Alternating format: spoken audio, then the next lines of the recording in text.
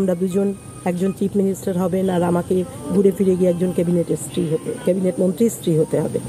তো I always try to keep a small line between owner heavy, যে একটা supremo উনি দলের, আমি সাধারণ পান্ডের স্ত্রী।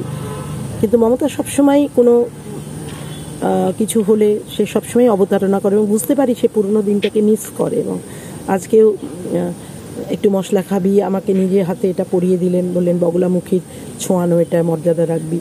তো এই জায়গায় আমাদের এটাকে পলিটিক্যাল না ভাবাই ভালো, এটা একটা অন্তরঙ্গতা এবং বন্ধুত্ব। কোঅর্ডিনেটর এবং চিফ ইলেকশনের দুজনকে করা হয়েছে, কুণাল ঘোষ আর অনিন্দ্য রাউতকে। কিরমভাবে কাজ করবেন তাদের সঙ্গে?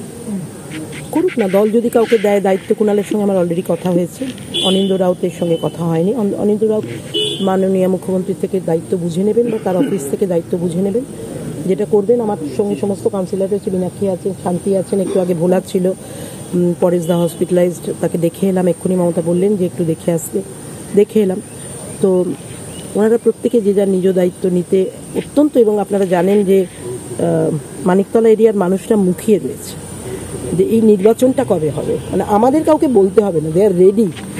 খালি তাদের হুইসেল দিলেই রেডি স্টেডি গো হয়ে যাবে। আপনার কি মনে হয়, মানে বিজেপির পক্ষ থেকে যেভাবে এটা নিয়ে কেস করা হয়েছিল, এতদিন আটকে রাখা হলো, সেখানে বিজেপিও প্রতিদ্বন্দ্বিতায় নামবে, কি হতে পারে সেক্ষেত্রে?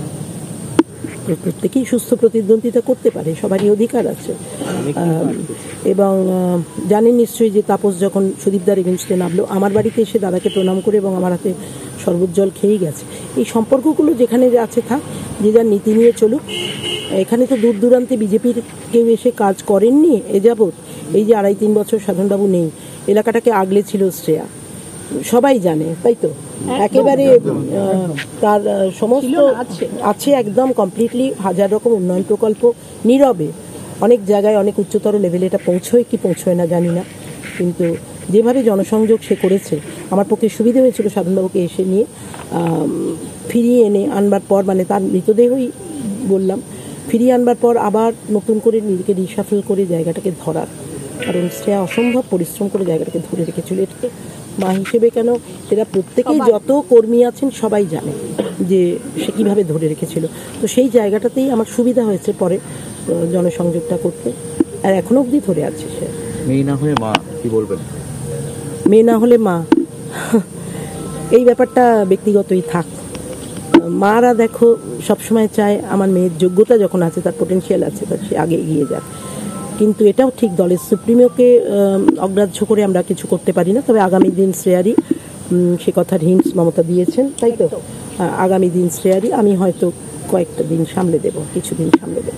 শেষ প্রশ্ন, যেটা গত বিধানসভার তুলনায় এবার লোকসভায় মার্জিন অনেকটা কমে গেছে। 3,500 মার্জিন, গত বিধানসভায় 20,000-এর উপর মার্জিন ছিল।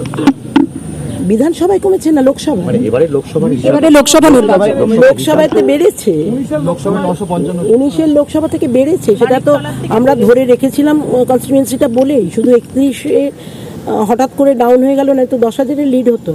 যেগুলো মানে অনেক প্রতিষ্ঠিত, বলতে আমার বাধা নেই, প্রতিষ্ঠিত মানুষ যারা দলের আছেন তাদের এখানে যখন পরাজয় দেখতে হয়েছে তৃণমূলকে, এখানে কেউ নেই। সেই জায়গায় আমাদের এই বাড়ির উপর ভরসা করি এবং এই কর্মীদের উপর ভরসা করি এবং এই কাউন্সিলরদের উপর ভরসা করি, আমরা কিন্তু এরিয়াকে এগিয়ে নিয়ে গেছি। দিদি, আমার একটা প্রশ্ন, আপনার এই যে ঘোষণার পর আপনি বলছেন এখনো পর্যন্ত অফিসিয়ালি জানানো হয়নি, শ্রেয়ার সঙ্গে কথা হয়েছিল, আপনি বললেন যে তৃণমূল সুপ্রিমো হিন্ট দিয়েছেন, এরপর শ্রেয়া, এবং আপনি মা হিসাবে এগিয়ে দিচ্ছেন, তারপর হয়তো না, এরপরে শ্রেয়া ওরকম ভাবে উনি বলেননি, বলেছেন যে 26-এরটা আমি দেখেনি, সেই সময় ডেফিনেটলি আমি বলেছি যে সেই সময় কিন্তু শ্রেয়ার কথা মাথায় রাখতে হবে, কারণ তো মমতা বলেছে ডেফিনেটলি আমি সব ইয়াংদেরই সুযোগ দেব। অনেক আমার কাছে এক ঝাঁক ইয়াং আছে, তারা সবাই এখন কাজটা শিখে নিক ভালো করে। এবং কিন্তু একটা বার্তা আমি 100% দেবো, শ্রেয়া কিন্তু ঝাঁকের কই নয়।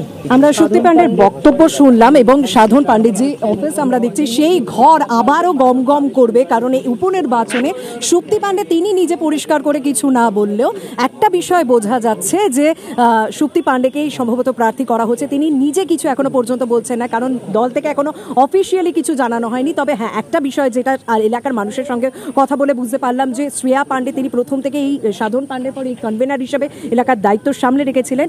সেই জায়গা থেকে আমরা যখন প্রশ্ন করলাম তিনি বললেন যে হ্যাঁ, শ্রেয়া অবশ্যই সমস্ত দায়িত্ব সামনে রেখেছে এবং তিনি শ্রেয়াকে নিয়ে তৃণমূল সুপ্রিমোর সঙ্গে কথা বলেছেন এবং তৃণমূল সুপ্রিমো কথা দিয়েছেন 2026-এ অর্থাৎ সামনের বিধানসভা নির্বাচনে হয়তো কোথাও শ্রেয়াকে নিয়ে ভাবনা চিন্তা রয়েছে। সত্যি কি শ্রেয়াকে নিয়ে ভাবনা চিন্তা রয়েছে? এদিকে অবশ্যই নজর থাকছে।